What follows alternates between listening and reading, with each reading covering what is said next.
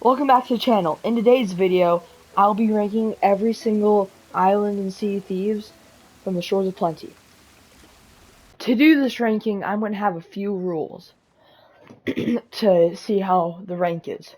The first one is going to be the mobility, second is just how it looks overall, and third is like how survivable it is. Like, if you could really live in it. I will not be ranking Merrick nor Sanctuary Outpost, just because they are already outposts and I already did them in a separate video, which you should go watch, obviously. So I give this rating on Smuggler's Bay. Sorry about that. I'm gonna give Smuggler's Bay probably a 9.5 out of 10. And because the survivability, I would say personally it's pretty high. There's a bunch of animals, like there's campsite right there. Bam. Another campsite up there. The way it's like beautiful, the water, how it just seeps in kind of thing. It looks like a lake. Really nice. So I personally really like it.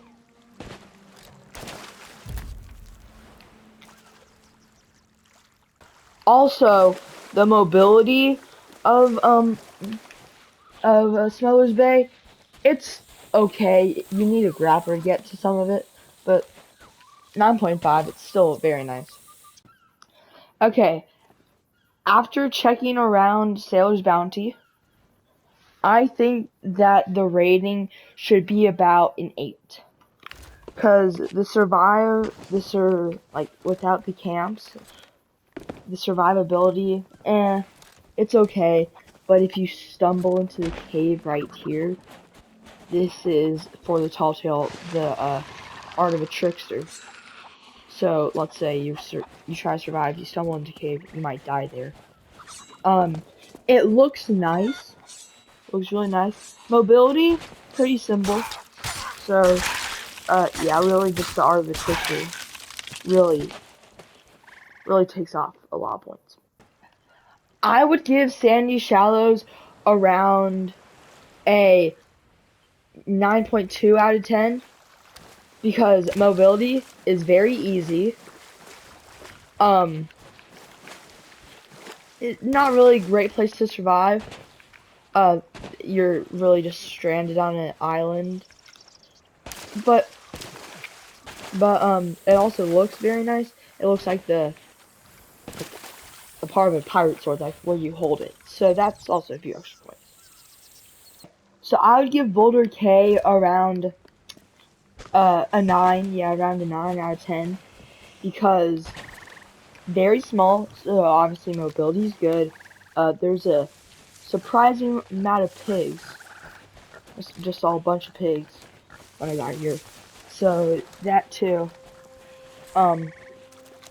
Also just looks really nice. Just a small little island, and also a +4. It looks nice. Oh, it's on the other side of the island. This also is a part. This is for the Tall Tale, Revenge of the Morning Star. So if we go all the way down here, you can see the Morning Star, which I think's pretty cool. I think it's pretty cool. The Spoils of Plenty rating, I have to give a 5 out of 10, cause I don't see any food besides the birds, but you could go fishing. It's really just like it's just a dock on a rock. Like there's nothing to go with it. So that's why I'm giving it a 5 out of 10. Personally, I would have to give Reaper Cay like a 6 out of 10. To me, it just looks like an island with other small islands near it. Mobility, it's a small island. What's it called? Survivability, there's chickens everywhere, and you can fish, I guess. Looks, it's a big thing for me, for looks. This, like, it doesn't really look good in my opinion. It's next to Merrick, yes, but then again, it's also, like, rock. There's rocks everywhere. kind of thing, like rocks surrounding it. For Lone Cove, I would have to give it a 8.9 out of 10. And because the mobility, I mean, there's a few rocks here, you need to do a few turns. It's in Shores of Plenty. It's really nice. There's just like these little fences everywhere. And survivability, it's okay. It's just an 8.9 because it's good, but it's not the best. 9. I would have to give Lonely Isles around a 9 out of 10. Because it's just an island. It looks pretty nice, but it's really just an island. I'd have to give Cannon Cove around a 9.2 out of 10. Because it's a big island, very nice island, looks very nice. It's also like a skeleton chair here.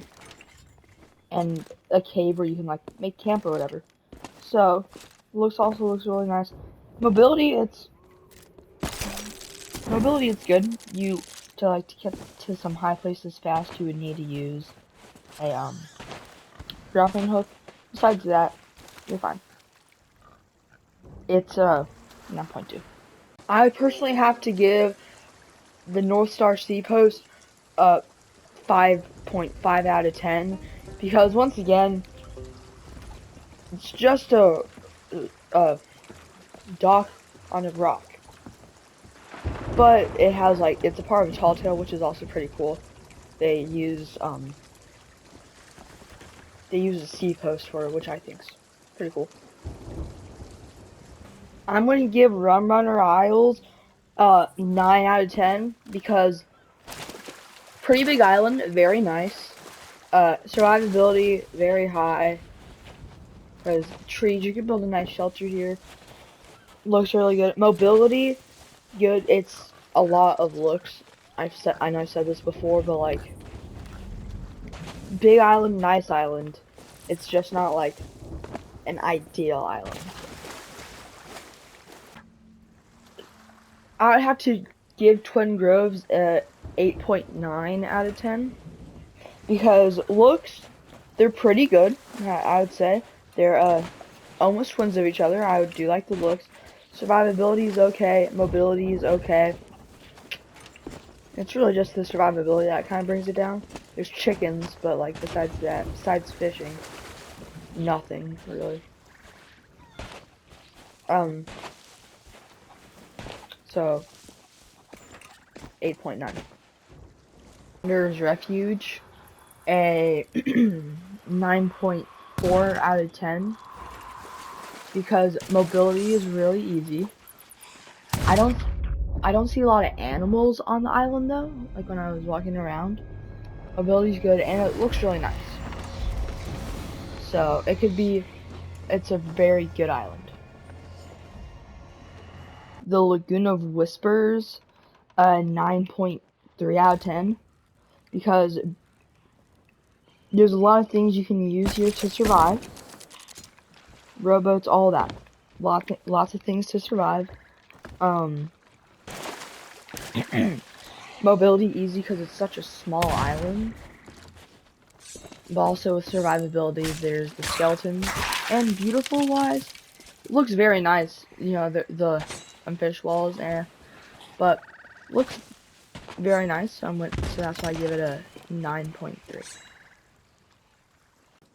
I'd have to give Mermaid's Hideaway around a 9.5, so I'd say 9.5 because mobility, good. Actually, mobility is more of an okay. Survivability is really good, and the way that just looks, really good too. So, I personally say it looks very nice. But there's also a secret, which I think I just passed.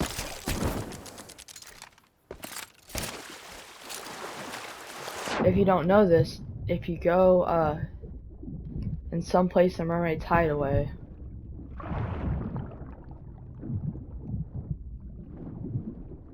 give me a second.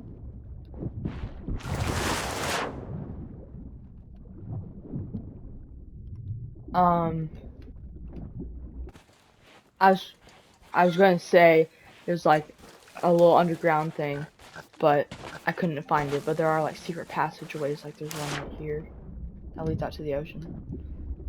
So that's also a big part of it. I'm gonna give Sea Dog's Rest 9.5 also, because there's animals everywhere. It's a small but really nice island. And the mobility, since it's a small island, it's very simple. So a 9.5 would probably be the best. I'd have to give Crescent Isles a 9.4 out of 10 because it's like a kind of cut off Smuggler's Bay, but also there's a really cool cave with a vault in it, and like cool cave. I'd say that's pretty nice. Some light. I'd say that's pretty cool. So 9.4 is personally reasonable. Okay, so the lowest score was a 5 for the Shores of Plenty rock on the island. I don't know the name. And the top one was a 9.5 with Smuggler's Bay, Mermaid's Hideaway, and Sea Dog's Rest. And the middle, the most used, I would personally say, is a 9. So I hope you enjoyed the video. I worked very hard on it, and I will see you guys in the next one.